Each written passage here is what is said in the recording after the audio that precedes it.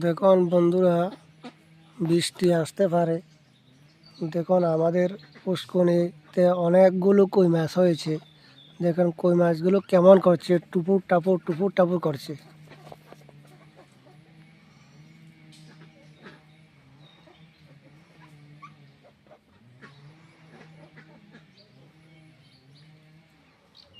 ওই দেখেন কেমন করছে।